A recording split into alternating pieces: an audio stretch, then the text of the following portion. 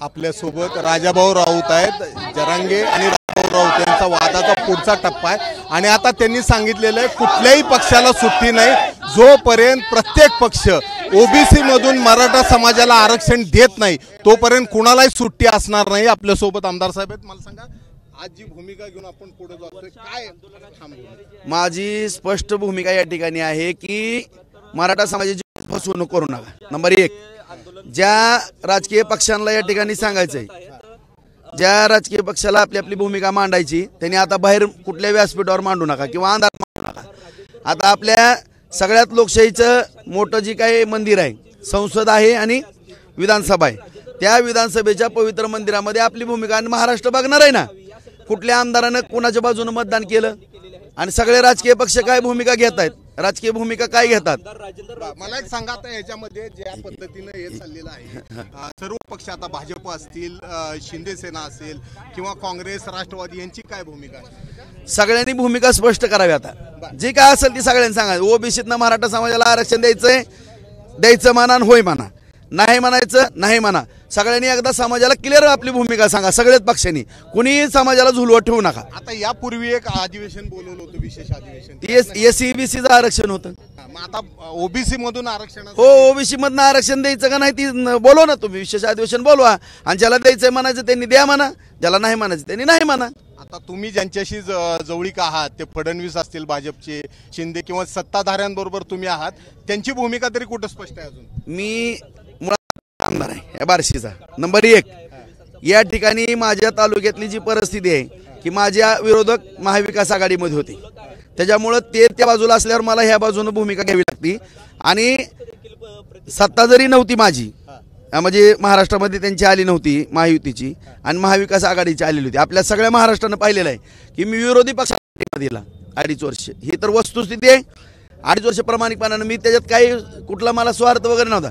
परंतु ज्यावेळेस सत्ता आली, एकनाथ शिंदे साहेब मुख्यमंत्री झाले, साहजिकच मी माझ्या मतदारसंघातल्या कामाच्या निमित्तानं ह्यांच्या जवळीक जास्त वाढल्या आणि जवळीक वाढल्या आणि त्यामुळं मी हा जो मराठा आरक्षणाचा प्रश्न आहे सातत्याने ह्याच्यामध्ये पण मध्यस्थी करण्याचा प्रयत्न केलेला आहे. आणि माझी तीच भूमिका आहे ना की कोणी कोणाला फिरवू नका, जी काय असेल ती स्पष्ट भूमिका मांडा. दुधाचं दूध आणि पाण्याचं पाणी करा, एवढीच भूमिका आहे माझी. तुम्ही एका बाजून ज्यावेळी म्हणता की मराठा ओबीसीतनं भूमिका स्पष्ट करा, ती भूमिका जशी विरोधकांनी केली नाही तशी सत्ताधाऱ्यांनी केली नाही. मग आता जे कोण करणार आहे त्या सगळ्याला रिंगणात घ्यायचं. जे पण कुणी असतील, जी भूमिका स्पष्ट करणार नाही त्याच्या विरोधात मतदान मराठा समाजाने टाकावं. तुम्ही आता जरांगेंच्या विरोधात जी भूमिका घेतली किंवा जरांगेंच्या बाबतीत जी काय भूमिका घेतली होती, त्यानंतर राज्यभर तुमच्या विरुद्ध निषेध वगैरे सुरू झाले होते, त्याचा तुम्हाला धमक्याचे फोन येत होते, काय नेमका प्रकार होता? एकच मी या ठिकाणी सांगतो की माझी त्या मनोज जरांगे पाटलाच्या विरोधातली भूमिका नाही किंवा काय नाही, फक्त समाजाला योग्य दिशेने न्या एवढी माझी मागणी आहे. कुणीही समाजाचा गैरवापर करायचा नाही, मी पण नाही आणि कुणीच करायचा नाही, कोणाला तो अधिकार दिलेला नाही.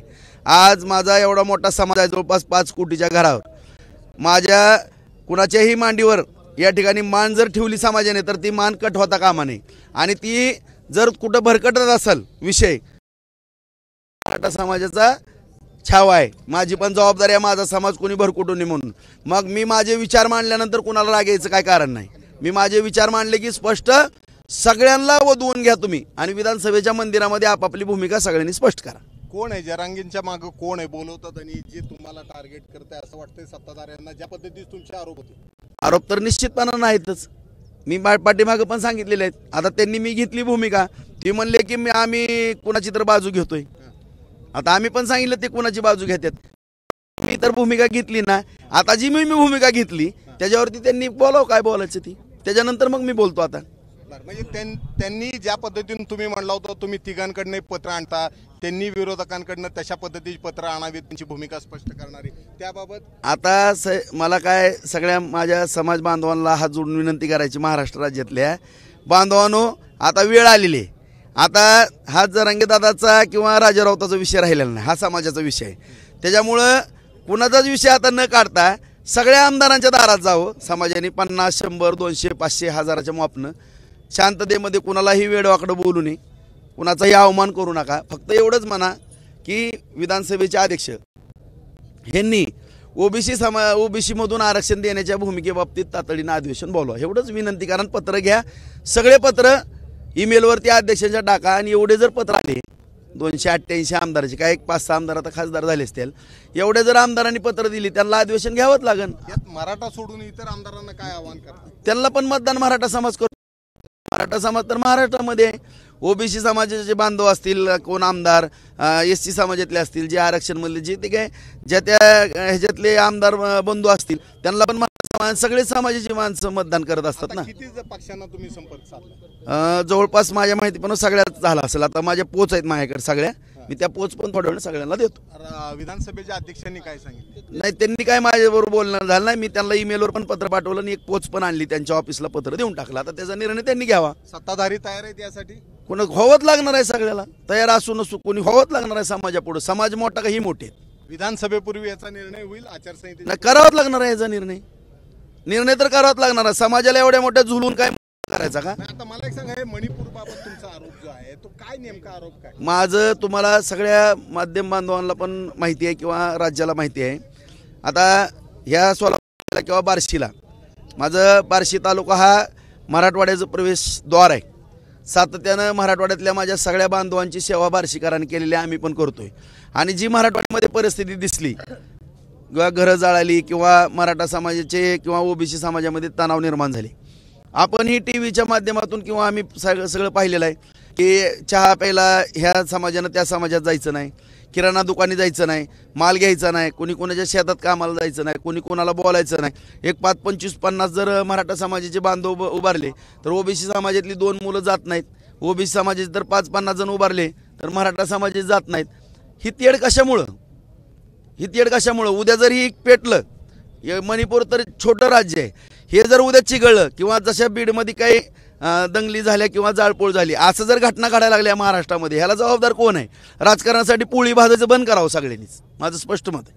कोण आहे? आता रोहित पवारांवर तुम्ही आरोप करता. आता ह्याचं स्पष्टीकरण, मी जी भूमिका घेतली ह्या भूमिकेचं आता ज्यांनी आंदोलक आहेत, आमच्या अगोदर पण बऱ्याच सिनियर मंडळींना आंदोलन केलेलं आहे, त्यासुद्धा ज्येष्ठ जुन्या जाणत्या मराठा समाजातल्या जे विद्वान मंडळी ज्यांनी आपलं फार मोठं योगदान दिलं आहे, त्यांनी सुद्धा ह्याच्यामध्ये बाहेर पाडावं.